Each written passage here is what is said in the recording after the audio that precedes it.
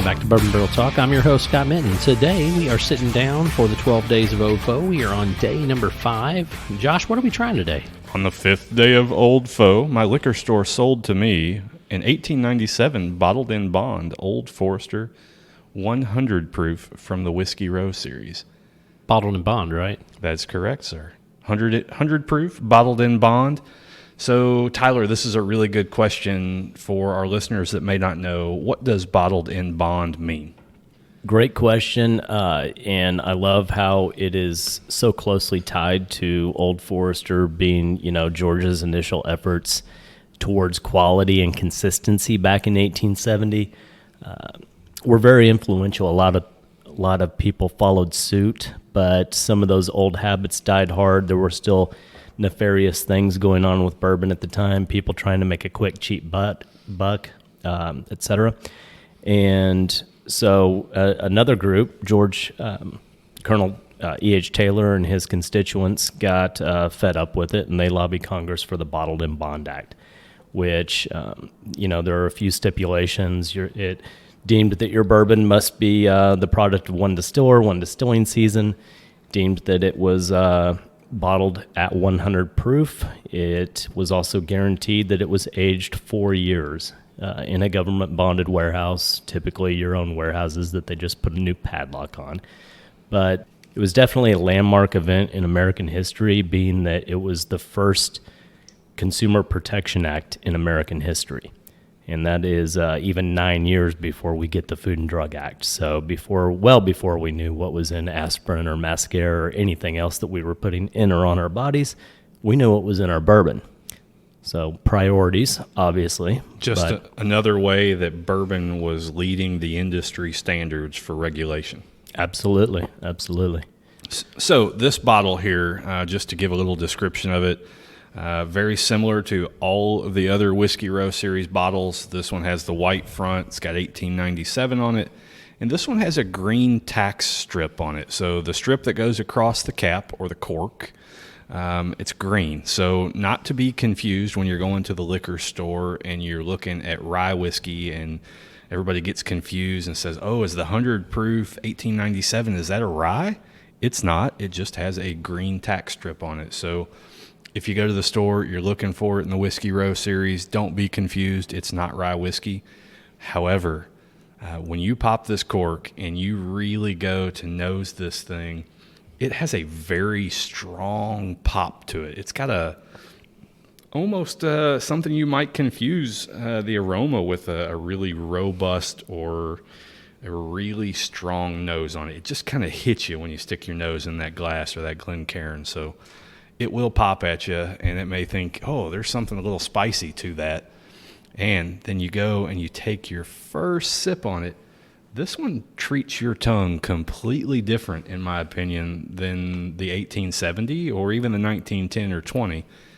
It hits those taste buds and really makes them just tingle up front. A little bit of pop and spice and just very different. So yeah, it's actually very reminiscent of a rye whiskey. I mean, in some capacity. I mean, it does have those flavors. And I was saying beforehand that this was one of my least favorite of the series. But it's unique enough that like it's one of those things that I love to use as a mixer, like in that capacity.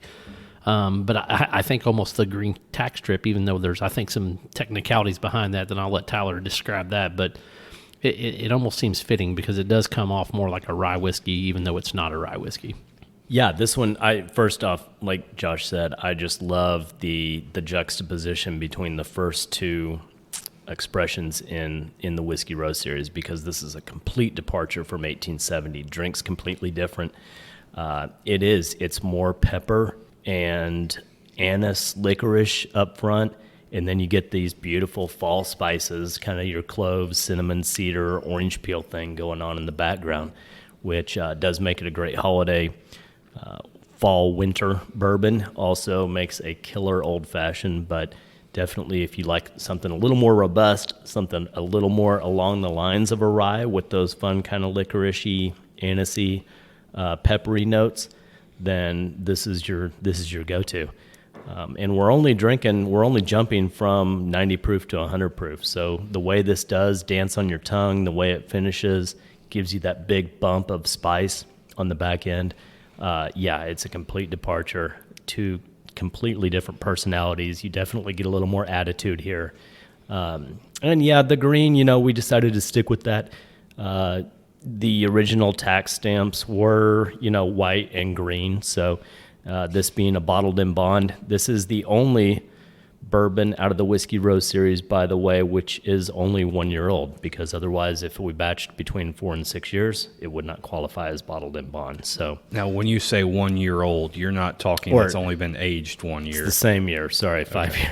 5 years typically. But I was going to say, this is some damn good 1 year old. All whiskey. Produced in the same year. Yeah, it all has to be produced the same year. Well, I mean, that's valid points here is that, on day 4, we talked about the 1870, which was 90 proof, and it's a great mixer as well, but also a beautiful, neat drink.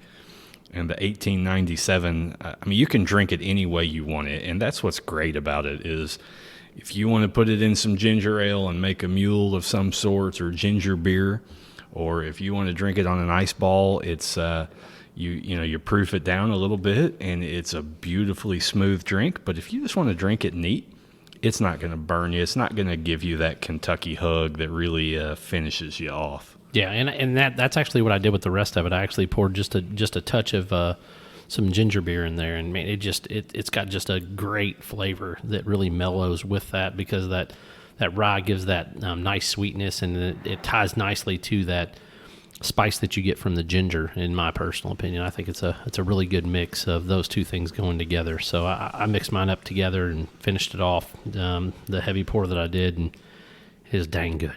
So Scott, you referenced ginger beer, and not every one of our listeners may be familiar with it, and I don't want them to be confused to think you're mixing a beer and whiskey here. You're not that hard. I mean, I would do that, but no, ginger beer is actually I guess it would be considered like a spicier or a heavier ginger ale. So for people that like Canada Dry, things like that, I always tell you, if you want to get outside your comfort zone and you want to try something a little bit different, you might want to pick up something that's an actual ginger beer. And my personal favorite is Bundaberg.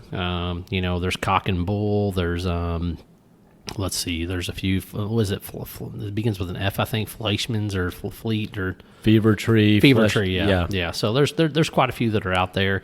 I think Gosling makes one and a few others, but my personal favorite, I always go for the Bundaberg. It's just got some nice spice, and it comes from Australia. You can usually get it at one of the big giant box stores. I'm not going to name names, but you can get it at one of those places.